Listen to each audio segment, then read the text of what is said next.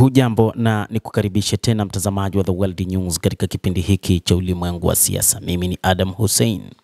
Kumekuwa na uvumi kwamba moja kati ya makamanda wa Iran, Ismail Qaani, ameuawa.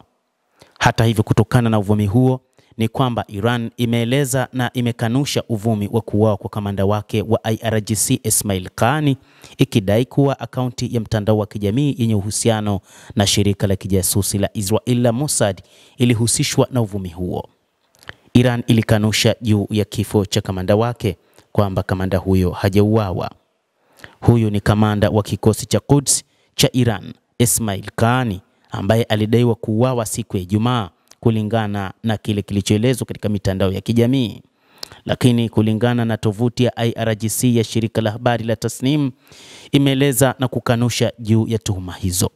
Shirika hilo lilidai kuwa akaunti ya mtandao wa kijamii iliyohusishwa na shirika la kijasusi la Mossad ndiyo ambayo imeeneza uvumi huo, uvumi ambao haukuwa na ukweli ndani yake.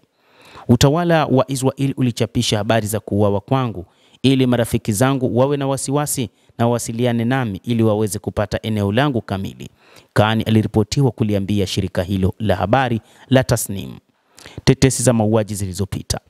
Chanzo cha habari cha Iran kiliambia gazeti la New York Times mwezi Juni, wakati wa vita vya wiki mbili kati ya Israel na Iran, kwamba Qaani aliuawa, lakini ulikuwa ni mpango wa Israel wa kumtafuta Qaani. Hata hivyo, Israel haikutoa maneno juu ya kwamba imehusika juu ya kuchapisha taarifa hizo kupitia shirika lake la ujasusi la Mossad. Video zilizochapishwa baada ya ripoti ya New York Times kupendekeza habari hiyo haikuwa sahihi, na Qaani alinusurika katika duru za mashambulizi ya anga yaliyolengwa kote Iran. Qaani ni mrithi wa Qasem Soleimani kama kamanda baada ya kuuawa katika operation iliyolengwa na Marekani mnamo mwaka 2020. Alitoweka wakati wa mashambulizi huko Lebanon mnamo mwaka 2024, lakini baadaye alionekana kwenye uwanja wa ndege nchini Iran. Hata hivyo, Qaani amekuwa moja kati ya viongozi na nguzo muhimu katika jeshi la IRGC, jeshi la Quds, bali pia ni sehemu ya IRGC.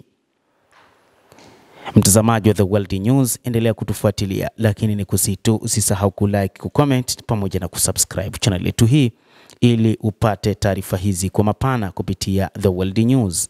Mimi ni Adam Hussein, endelea kuwa nasi wakati wote, endelea kutufuatilia uweze kuyajua mengi ambayo yanajiri katika ulimwengu kupitia hapa The World News. Tutakujuza yote haya.